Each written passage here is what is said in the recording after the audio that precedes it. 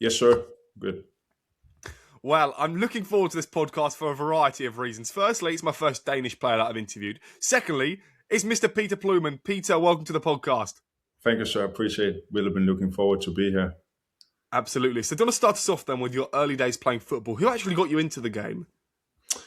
I actually think it was my mom and my grandparents. They took me to my first training in the local club. And for the first training, I just really enjoyed the game.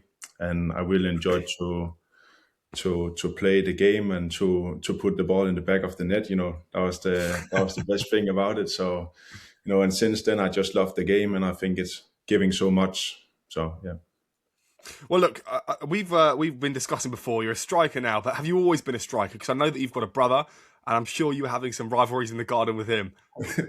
Yeah, it's actually a funny story because I never played striker until I came to the US. For a long time here in Denmark, I played as a winger and I played as a midfield. And when I came to the US for attending college, Marshall University, I had a Coach Greg Munn from Scotland, who told me that I don't see you as a winger. I see you as a number 9 with the forces you have, the power, sprinting.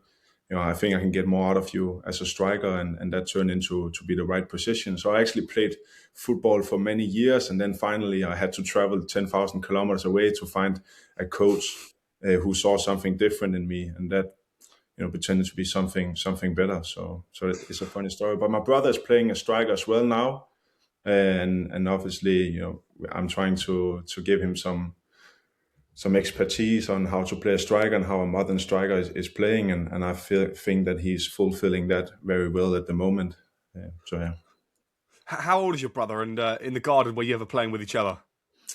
Well, we have played in the garden for many years together. There's 6 years a gap between us, so we have really enjoyed playing together in the garden. And obviously, when we were younger, I had way more power than him because I was 6 years older. But he's a grown-up man now too, and he's pretty strong like me. And we're always discussing different things on the field. And we actually had, before I got my first pro contract, we played together in a senior level for one game, 13 minutes together. So that was a special experience to play on the same team with my brother, and something that I'm really grateful for. So yeah. And when you look into the future, are you looking to try and play against him to try and get the better of him? Well, right now I think we are two different pathways. He's younger than me now, and he's looking for the future, what he can get into from Denmark and maybe in the US. But to play with him again, someday or against him would be fantastic. But I don't think it's going to be in the near future. Could you talk to me about your experience back home in Denmark? What was it like to play football there, and what's like the grassroots level like for you there?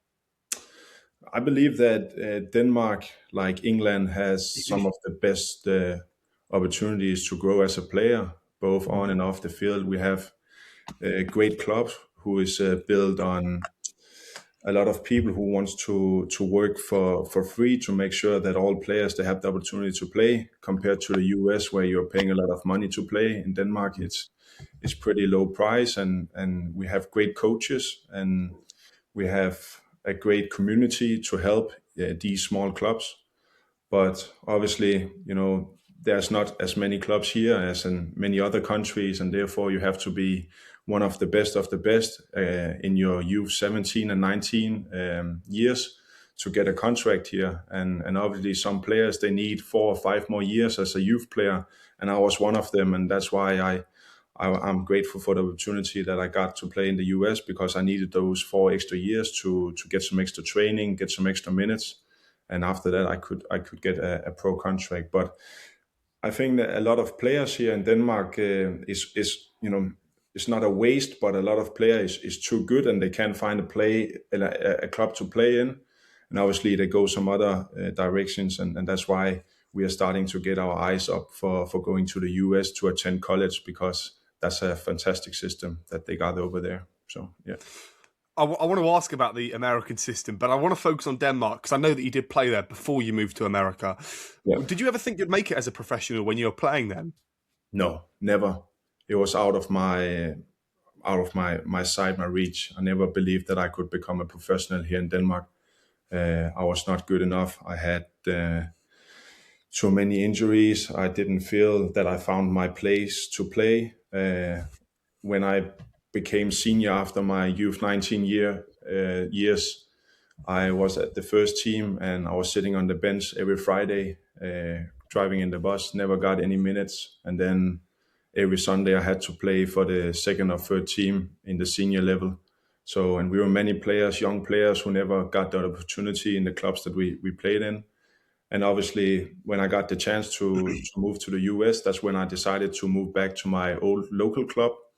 And obviously, I had a great coach there who gave me great minutes and great opportunities. And playing minutes is just important when you are 17, 18, 19, 20 years, because, that's where you're going to develop a lot.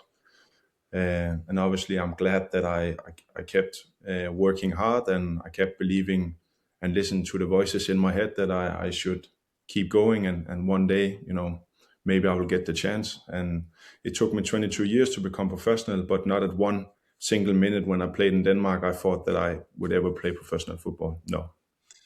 What's the school like in Denmark? Because firstly, you've got a very, very good English knowledge. Your English is perfect, so you've got that on your side. But then also, because obviously in England, right? I've been brought up in England, and we can go and play football at lunchtime, providing it's not raining. But in Denmark, it can probably be a bit colder than England at the best of times. Yeah, that's true. Definitely colder, but I think the Danish school system is fantastic in the ways of learning, but also understanding the world. And I think that's the reason why I got the capabilities to go to another country and to try to experience a new culture. And that's because of the way that we are learning, not only speaking languages, but also in terms of understanding that we are coming from a very great country with great opportunities. But we also have to be open-minded for new places and new countries. And that's why I wanted to go to the US. But from third grade, we are learning speaking English. I actually think it's first grade now. And then from the fifth grade or third grade, we are learning speaking German. And when you go to high school, you have the opportunity to learn Chinese or Spanish. So there's great opportunities here. And I believe that the school system is great. And another benefit is that the school system is for free. And actually, when you go to university, the government is paying you, I think it's around maybe 800 pounds a month. So Denmark is a fantastic place, and you have all the tools that you need to succeed. You just have to take the opportunities and work hard. So I'm very grateful for the background that I have here in Denmark, and that has given me, many opportunities for my future, definitely. Well, I completely agree, because in England, for example, there must be a statistic out there, but the majority of us can't even speak our own language. But no, the majority of us can't even speak Spanish or even the languages like French that are really close by to us. Is your family really football orientated? And if so, what team did you support when you were growing up? No, not very football oriented. My father, he played football when he was young, but nothing special. My mom, she's always been very much supported, both me and my brother on the sideline. But she's always been like a person, no matter what you decide in life, you should do your best, and I will support you. Either it's on the pitch or off the pitch. But for me, the biggest love has been football, and I wanted to succeed in football, and I wanted to become pro. So I think it really started from me, and the love and the passion I have for the game, definitely. The amateur levels in Denmark is obviously where you were at when you were playing at home. What is that like in your week? How often are you training? How often are you playing? How often are you learning? It was pretty different, because when I played youth 17 and 19, we trained 4 times a week, and I played in the second best league, youth 19, and we traveled around in Denmark to play great players, great academy players, and some of them definitely went pro because they were pretty good. And when I came into senior level, it was a bit different, because it's not professional, and it's not even semi-professional.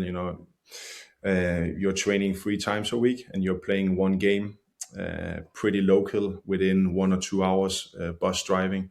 So it was not many hours of training, because many players, they had to work before the training time, and I had a gap year before I went to the US, and that's when I played senior level, and I worked as a substitute teacher from 8 to 4, and then I went to training afterwards, and we went gym. So it was not much of training, and that's why I really enjoyed getting into college, because that's a system where you try professional level without it's professional. You're not getting money, but you're trying as much as you can being a professional athlete, and at the same time you are studying. So yeah, way Peter different. the Peter the substitute teacher. What did you actually teach? Well, every time a teacher is sick, you're getting a plan for that class where you have to step in and you have to follow that plan for the kids. That can be English, that can be math, sports science, physics, every different things that the class is supposed to have on the schedule. So that was also a big learning for me, and trying to understand how I can use all of the information and knowledge I have as a person and give it to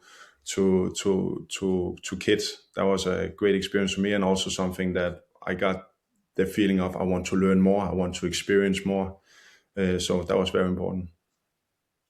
Would you say that if you weren't a professional footballer, you'd be a teacher?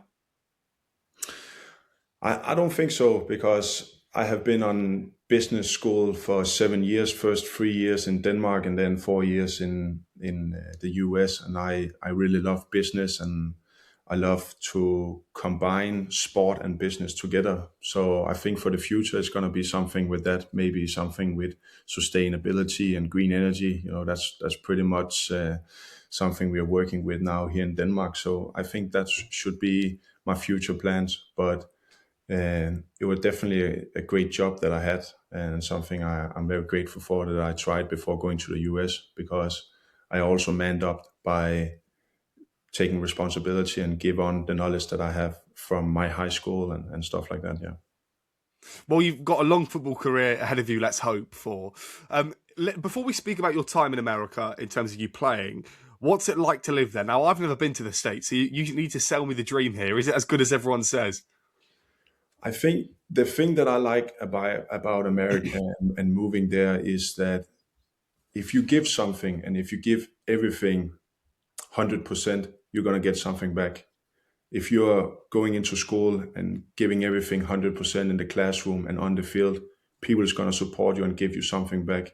And you don't necessarily need to get the best results, but the process to the result is to work hard and give everything and take the American dream and get the best out of it.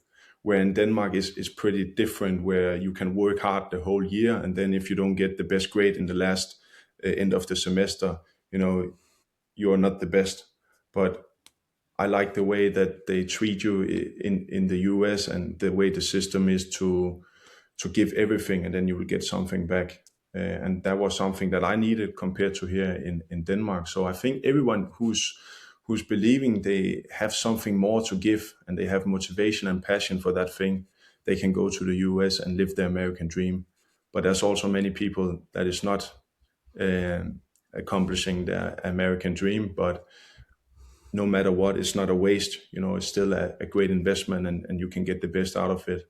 And even though I didn't get a pro contract after college, I would still say that the 4 years I had at Marshall University was the best years of my life, in terms of the people that I met, my teammates, and the way that I went to school, and the support I had was an amazing experience, and something I would definitely recommend other people to try if they have the chance. Did you put yourself in a lot of debt when you went to the States? And also, is it quite a multicultural thing that you did? Because obviously you're Danish going to the States. Is that people from other countries as well? I think it's different. I was lucky that I had a full scholarship, which means that Yeah. I didn't have any bills for school. But the most important thing for me and the recruitment team I had here in Denmark sending me to the US was to understand that college is something special for the American people, and they are in debt 8 to 12 years after graduation on the work market. So every time I was sitting in front of an American player in front of me, I knew that probably his parents or something close to him was paying my bills. So the biggest responsibility I had going to the US was to give everything and to be humble and grateful for the chance that I got to get a full scholarship and show that I was worth it, and that I could get some good grades in the school. I could represent the school in a good way, and I could represent Denmark in a good way in the US, and obviously represent the soccer team. That was very important for me to have that respect going into the US, because it is very expensive, and I believe that a lot of people going into college might be in debt if they don't get a good scholarship. I think you're probably one of the first years to go there after COVID, right? I mean, it was in 2021, depending on when you went, we were still in a lockdown in the UK. So when you went to the States, was it still quite COVID-like? I actually went to the US for the first time in 2020 summer to Wow. a university called University of North Georgia. Obviously, when I landed in Atlanta, I got a text on my phone that the whole season was canceled because of COVID. And I got COVID by myself at the university, and I didn't have the best experience. I was very young, and I got homesick pretty early, and therefore I went back home to Denmark, and I had another gap year. And then I actually told my recruiter that I didn't want to return to the US because of everything that happened. But luckily at Marshall University, they needed a new winger striker, and that's when I got into to talk with Coach Munn. And after the first talk with him, I felt that I have to go back. I felt that chemistry between us was fantastic, not only as a coach, as a player, but also him as a human being. And that was probably the best decision I made, returning to the US in 2021. And that was a great experience. Yeah. In America, we often hear that they have hamburgers and chips and all the unhealthy foods and Coke and everything like that. For you as a footballer, there must still be the opportunity to eat healthy and to have your blueberries. However, it's quite expensive out there, isn't it? Well, in my scholarship, I had a full meal plan on the school, and I believe that the cafeteria at the school had great. It became better and better year after year. But even from my first year, they had great options because the school was almost only athletes. But it's, of course, you have those big machines with Coca-Cola, Gatorade. Gatorade is just water with a lot of sugar. But that's what they are selling you, electrolytes. But I know what is good for my body, and I know what I need to eat. And we were many Europeans, and definitely we agreed that European food is probably better. But the meat they have in the US is fantastic. So if you have to choose what is best for you, and there's great opportunities, you can eat unhealthy or you can eat healthy. I believe it's the same anywhere. So I think we had great opportunities at Marshall. Yeah. And what's your favourite food? I think a good steak with potatoes and great sauce. Just nothing special. I like that. When I lived, I thought you'd pick something like that. yeah. But proteins, it's good. Chicken is good as well. So yeah. So you've obviously got a Danish passport, right? So you're in the European Union, so it's going to help you, hopefully, if you wanted to stay in Europe. This is just jumping ahead ever so slightly, but we'll go back to speak about America. But what is your realistic club goal? Where do you think, because you're 26 now, where do you think you can end up? Is it in Europe? And obviously with your Danish passport, anywhere in Europe really could be an option. It's a difficult question because in football, it can go fast, it can go slow. One day you play in the fourth best league in Denmark, and the next year you're playing in MLS Next Pro, so it goes pretty fast. I believe my options is probably best in America because of the time I had in college and the stats I have in college, and I know the system, and I played MLS Next Pro. I think it's going to be difficult for me to get right now a pro contract in Europe, but I'm always open, and the number one thing for me right now is to get healthy, to get my knee right back on track, because I need to be healthy and get back on the field to play, to get a contract. So that's my focus right now. But the future, nobody knows. As I said, I'm open-minded, and I just love the game and to be out there and play and score goals. So we will see what the future holds. Well, you mentioned Mars Hill University is obviously where you started back in the States. 59 goals, 17 assists, 69 appearances. What was your local day like when you're having a game day? And is the education involved in that day of a match day? When we had away games, education was not on the schedule until we would leave the place or leave the school. So mostly, I had school in the mornings, and then we planned the schedule so we could train every day at 1. So that was fantastic. But mostly, for me in season when I was at Martial, I was very much locked in terms of what I needed as a player and what I needed to perform. Go to breakfast, go to school, do some stretching, mobility before training, and then training, and obviously doing some ice bath after, do some treatment. We had a fantastic physiotherapist at Martial helping me a lot, and then enjoying a great meal with my teammates in the evening, and then obviously after that I went straight to bed, maybe a couple of hours in my recovery boots and doing some homework. So those 3 or 4 months when you're in season in college, I was very much locked in, doing everything that I could to be a better player, and that was every day for 4 months. That's what I did. So that was fantastic for me. It worked. You were named captain in that season as well. Are you playing with the same players that you're also in the classroom with when you're learning? What? Sorry. What do? The team that you're playing with, so you were captain of the team, and the Yes, people sir. that you're captain. Yeah, go on, tell me. Well, it was a small school. I think it's compared to what school you're attending. We were a very small school. I think 85% of the school was athletes. So the people you were around in the sports field house was mostly also people that you were with in the classroom. So, and I really liked that. Even our professors, they went to the games to watch us play.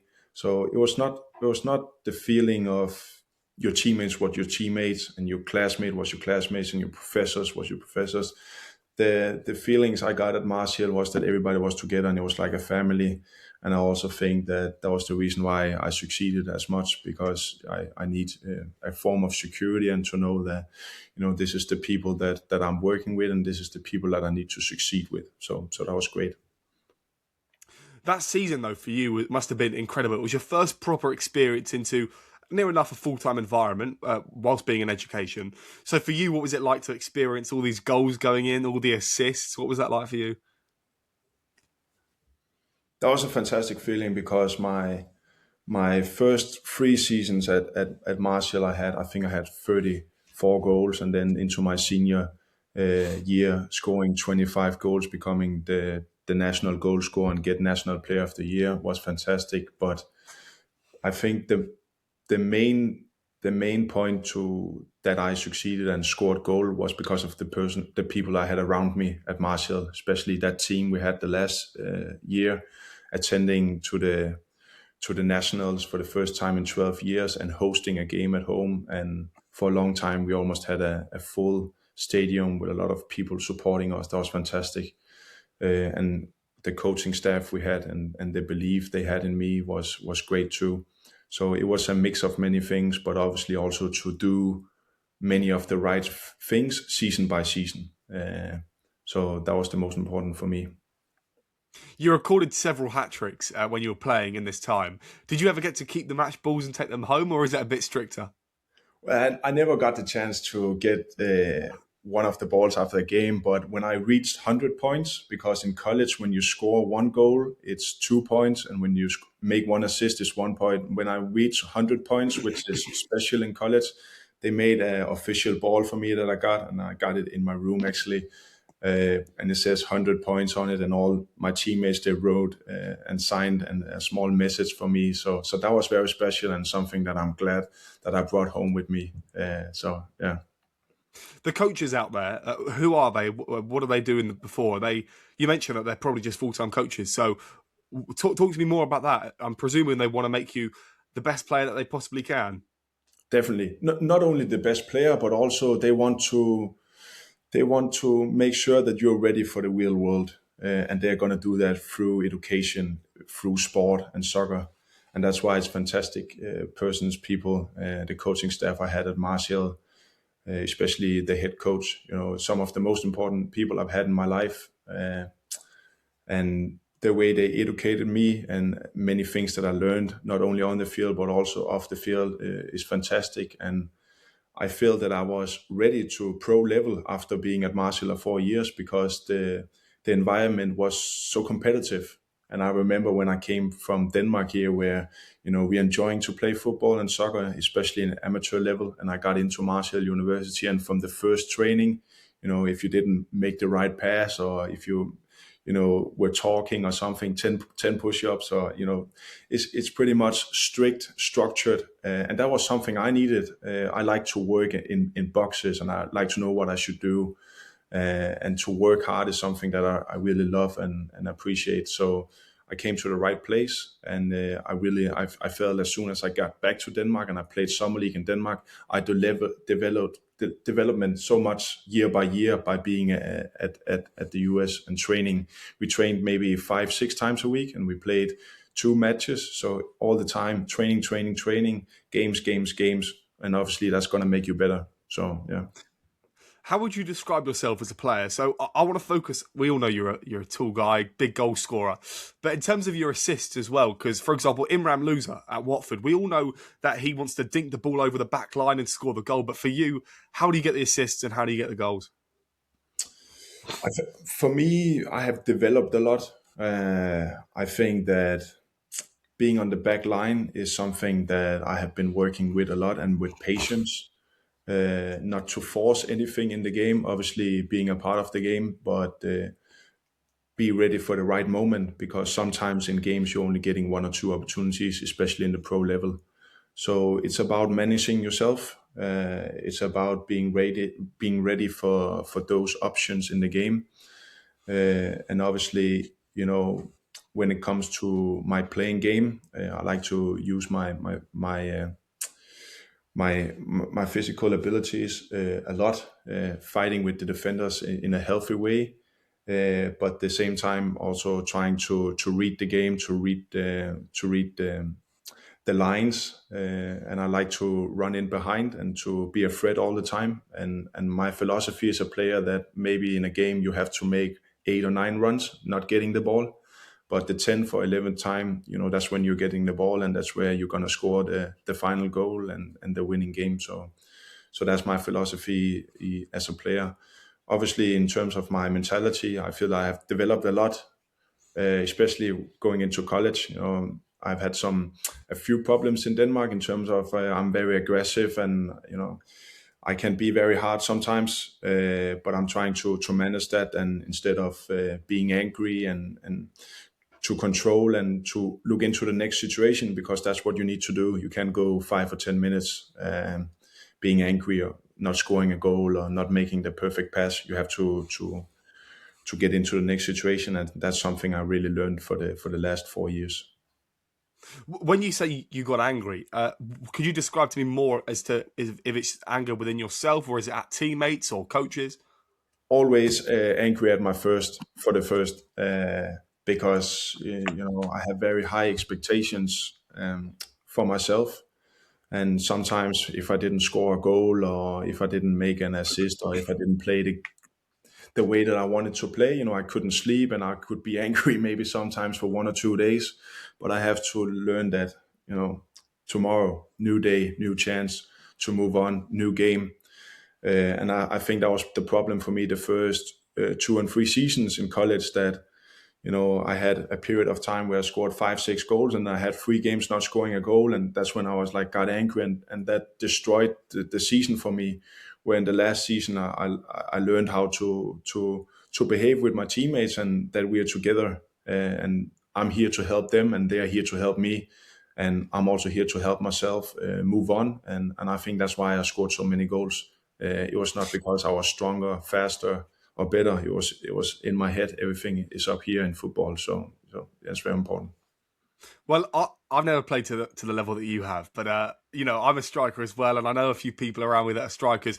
We all seem to have quite similar characteristics, that we all want to barge the defender off, and we all want to be this big guy up top. And I think it just might be the caliber of how we are. But you mentioned that you've got high expectations for yourself, and if you don't go a couple of games without scoring, you see it as a negative thing. Now, I don't want to, shit on your parade, as they say, but surely it's not the worst thing to be so disappointed with yourself when you're not scoring goals. Yeah, it's horrible, but I also think that that mentality piece is the reason why you are going into the next training, and you are training even harder, and you're going into the next game, and you're playing even better. Obviously, that instinct can be your worst enemy, but it can also be your best friend. And I believe it's very important to learn how to manage it. And when you found the way to manage it, that's where some great thing is going to happen.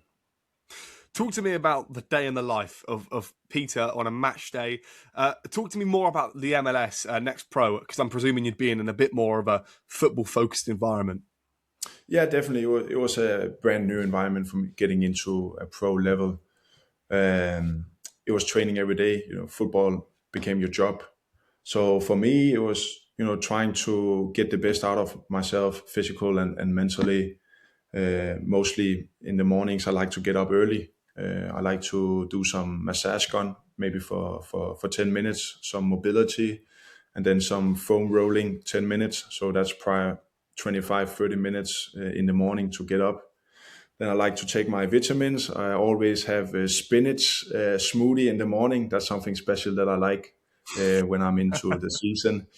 And then from Denmark, I like oats, clean oats with no sugar, nothing, just oats and milk. That's something I eat in the morning, and then I feel I'm ready for training.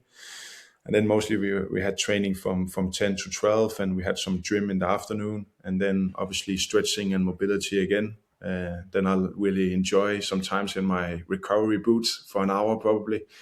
And I also had a sauna blanket that I was using for 20, 30 minutes. I really like to go into saunas to sweat out all my, anti-inflammation, get those things out of my body. And obviously a good night of sleep is very important for me, 9 to 10 hours quality sleep. I'm not a person who is tracking my stuff in everyday life, but I know what I need to perform, and I feel when I get into that rhythm, that's perfect for me. Have you ever been to the UK? Yeah, I have been to the UK a couple of times, London both times to watch a few Premier League games. Great experience. What team do you support? I'm not a team supporter actually. I'm more like a player supporter. So I always follow players where they go because I like to watch football because of players. But right now I'm a big fan of Erling Haaland, of course, from Norway. I like to watch him every time he plays. So obviously I'm watching a lot of Manchester City games. When Rasmus Højlund, the Danish striker, played in United, I love to watch him when he played for United. In terms of learning, I feel that's a free and great experience from the best players in the world every weekend. You can just take the best out of it. So I'm trying to get that when I'm watching. Who did you watch in London? First time it was in 2014. I watched Arsenal and Aston Villa at Emirates Stadium, and then I watched Manchester City and Chelsea at Stamford Bridge. So that was two great games. That was the time where Diego Costa and Sergio Aguero, they were playing for City and Chelsea. So that was nice. And Mesut Özil, he played for Arsenal, and Giroud, he was a great striker for Arsenal. So that was nice. The reason why I ask if you've ever been to the UK is because there seems, I think it's the same with America as well. And, we look at places in Asia or we look at places in Europe even that are so healthy in the way that they are and the way that they eat and the saunas and the rolling of the foam, even if you're not a top athlete. So this is why I wonder, like here, no one has vitamins. Everyone has very bad food. And I just sort of feel like maybe we should all just move to another country and, live the Danish lifestyle for a few weeks. Yeah, probably. I don't know. I was not the biggest fan of your breakfast. I have to be honest. But I went to one of Jamie Oliver's restaurants. That was pretty good. Where I'm living now in the north, we are eating a lot of fish, fresh fish. So I love that. But I haven't been to many places yet where I can say the food is better than in Denmark. I believe we have great quality food and a lot of focus on being healthy. But maybe you should try a week or two in Denmark in the summer and experience some great food culture. Yeah, that would be good. Well, I might have to, but I wanted to ask, what was the English breakfast? I'm presuming it was like a fry-up. Yeah, it was a fry. It was like, those beans and then the eggs, and it was just not for me. Really? Yeah, it was not for me. No. Well, if you were going to say potato, I've never really had a potato in a breakfast, but it would have been sausage. You're not a Yeah, fan of sausage? that's what you call it. Yeah, that's true. Yeah. Mm. I'm not a big fan of the American breakfast either. You know, they have something called a biscuit or something, and they were all like, "You have to try this. That's the best." That's the many things, and I was like, "Where's you to go to when you go something?" And they're like Chipotle, or they're like, I don't know, Wendy's, and those places. I feel they're horrible. I'm like, no, that's not quality food. I had my American teammates. They're like, that's the best food. I just love the biscuit. I don't know. It's not great. You can try quality food. This is not quality food, you know. So, but One thing about me is I love. So if I had fish, I'd have to have a sauce. So I might have a teriyaki or something. But I'm presuming you just have your white rice and your white fish. well, we have something in Denmark called rugbrød. That's mostly something we eat for lunch. It's like very much whole wheat bread, and we love to go to the local fish store and buy fresh fish and then put it on this and then eat it. And that's my favorite thing. So not very often that I eat fish with sauces. You know, we eat it pretty clean. So, but it has so much taste and it's so great. So I don't feel that we Yeah. need sauces to it. You know, it's so good by itself. Well, I'm presuming that you've gone fishing yourself and eaten the fish that you've managed to pick up from the lake. I have tried fishing a couple of times, and I put the fish back out. But we have here. I'm living by the coast now. We have local fishers here still in the environment, and they're going out every day. But obviously, the prices and the inflation of fishing is going up, so the industry is starting to close down, unfortunately, and it's cheaper to import fish from Amsterdam in the Netherlands than it is to buy from the local fisher here in Denmark. So, you know, those things is just for me. I'm just feeling bad about it, but that's sadly that's how it is. Obviously, it's about money sometimes. Of course, Yeah, I mean, that properly sucks. So, talk to me about the MLS Next Pro. You were there. What is the difference between that and Mars Hill University? well, it's pro level. You know, it's academy players or players in between 18 and 23 years old. Fantastic players who even got a first team contract in the MLS club and then got into the second team and playing for that second team and trying to prove themselves to stay on the first team. So obviously you are sometimes playing against players who is training with first MLS teams, playing against players who is training with Messi, you know, some of those great players, and then they need some minutes and is playing on the second team. The club I was in was an independent club, so our MLS Next Pro team was the first team in the club, but mostly the teams we played against was second team for MLS teams. But it was a fantastic pro level, many great players, great atmosphere. I really learned a lot, even I was maybe 2 or 3 years older of most of the players, because these players, they have very big talent and they have been training in academy day by day by day for many years. So that was definitely a step up for me. But again, I still feel that D2 soccer was making me ready to perform in a pro level. I felt that I came from a very good environment from the South Atlantic Conference in D2. So I felt I was ready. And also because I've played in senior level in Denmark. So obviously, you know, I was more physical than many of these players. And that was some of the strength that I was using when I played in MLS Next Pro. How did you get the injury that you're now having to deal with?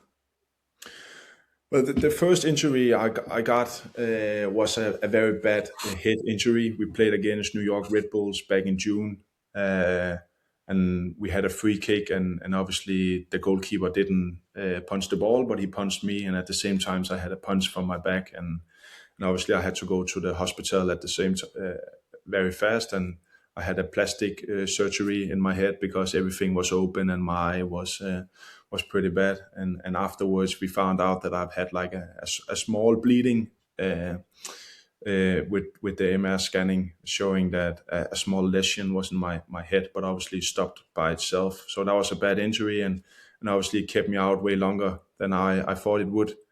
I was actually pretty fast back in training a couple of days after, but obviously week by week I started to feel more and more badly. And one of the games, my heart rate was in the red zone. You know, we're getting tracked for every game, and the what is that called? Our physical trainer came to me and said, you know, something is wrong. You know, your heart rate is pretty high.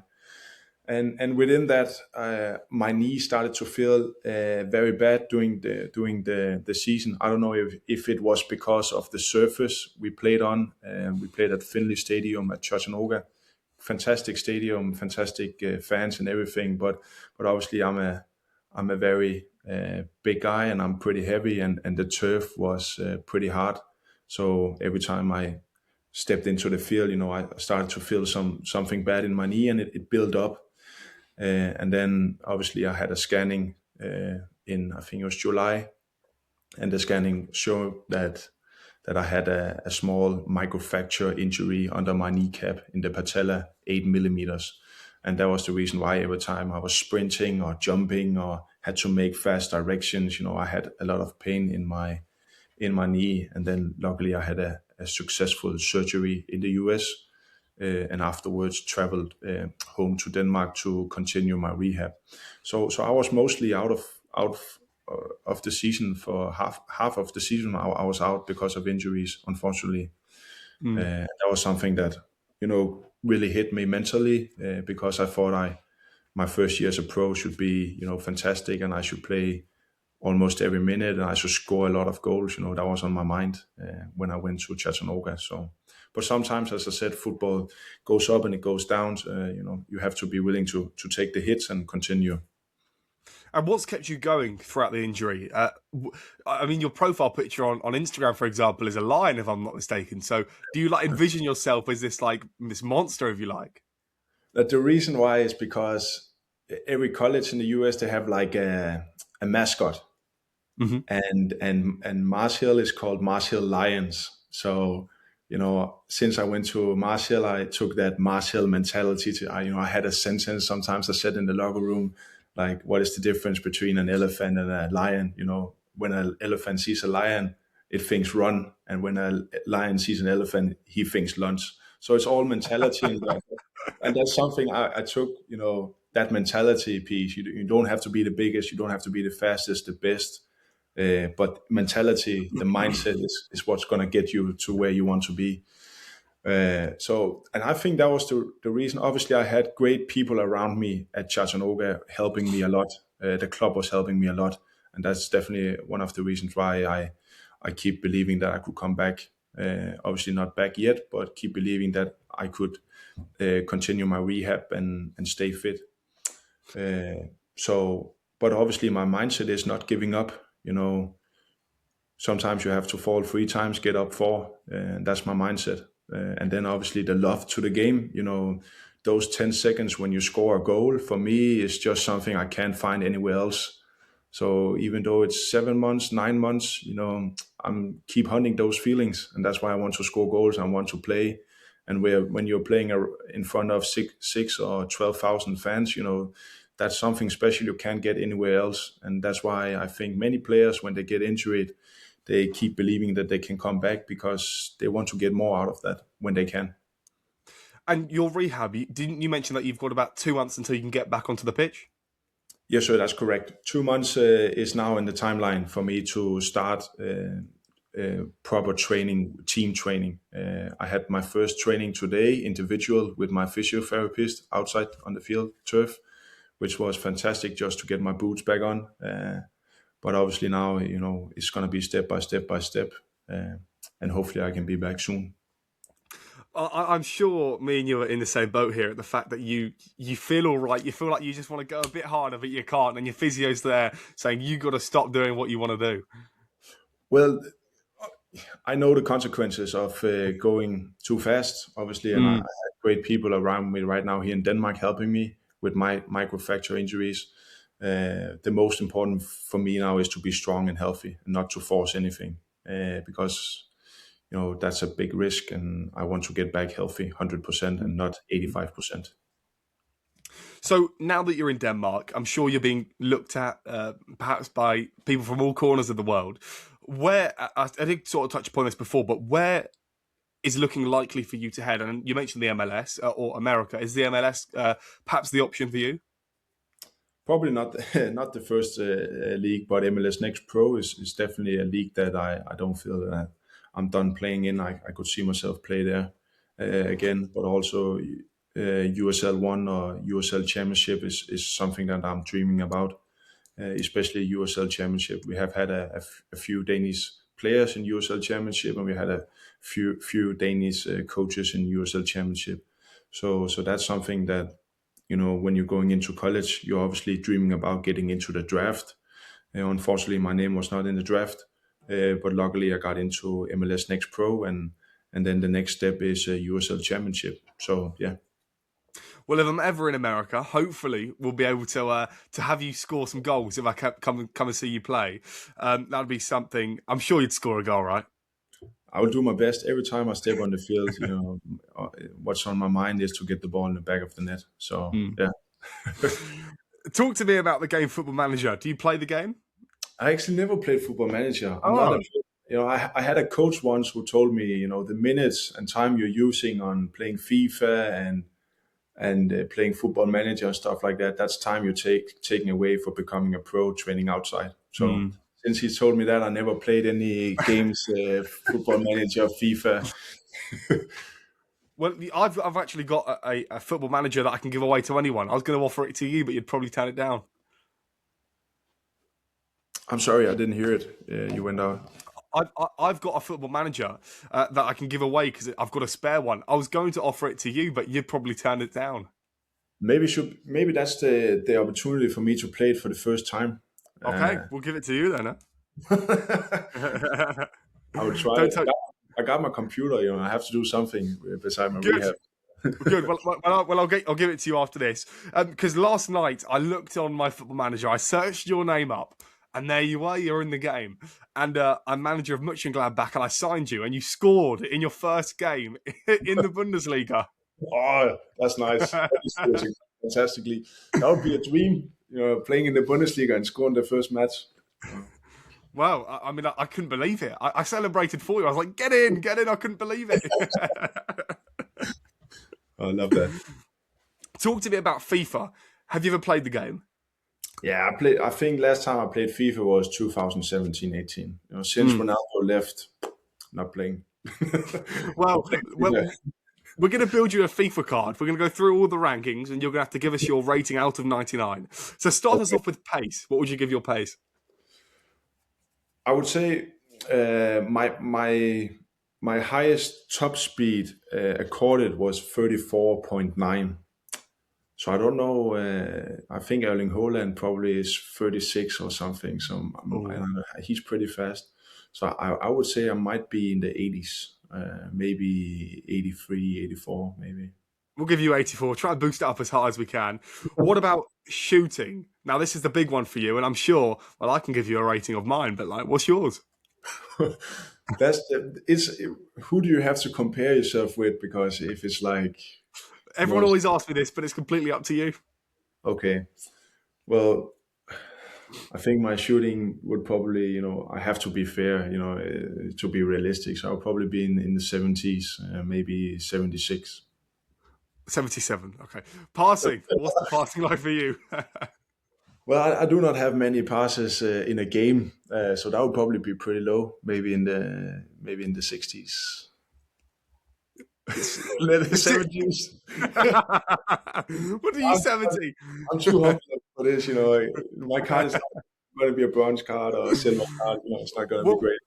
What about dribbling? Now, I've seen a few of your videos, and I think you could dribble for a tall 6'5", and you've got some decent dribbling on you. Well, not dribbling too much anymore, but yeah, probably. I feel my technique is good in terms of my height and my weight. So I would probably say in the 70s as well. You want me in the 80s?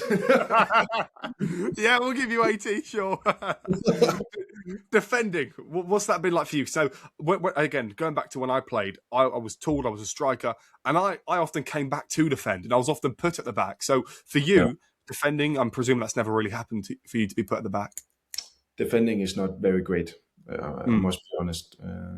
I believe my press is good, but my defending 1 versus 1 is not an ideal situation. So that would probably be in the 50s. I think that's fair. 60s? Yeah, we'll have to give you 60. And the last one is your physicality. Now, I think you've got a pretty good build on you. I think you're quite the monster in attack. So what would you give your physicality? 91. Yeah. That's probably something. Yeah, 91 physicality. No, that's a very, very solid card. So talk to me just lastly about you coming back, your return 2 months away. The MLS has a slightly different season to the Premier League. So in terms of you getting back into a physical team again, back into playing league football, how often are we looking? What month are we targeting? Well, the timeline is always moving in terms of where I am, but right now I'm following the plan, and the plan was 6 months where I could start team training, and that's where we're at right now, and I'm following that timeline. So now we're in February, so hopefully end of March and start of April I can start getting into team training where I can give everything for 60-90 minutes, how long a team training is. So that's the goal. Obviously the goal is to come back as fast as possible, but at the same time make sure that my knee is healing and is 100%, because you're not going to be the best version of yourself if you're only on 80% or 85. So yeah. Well, look, Peter, I wish you all the best. I really hope that I come to the States in the next few years and we get to see you out on the pitch and hopefully scoring some goals. It's been a great interview and I really appreciate you joining me. Thank you. I appreciate it. It's been a great time and great questions, and I will enjoy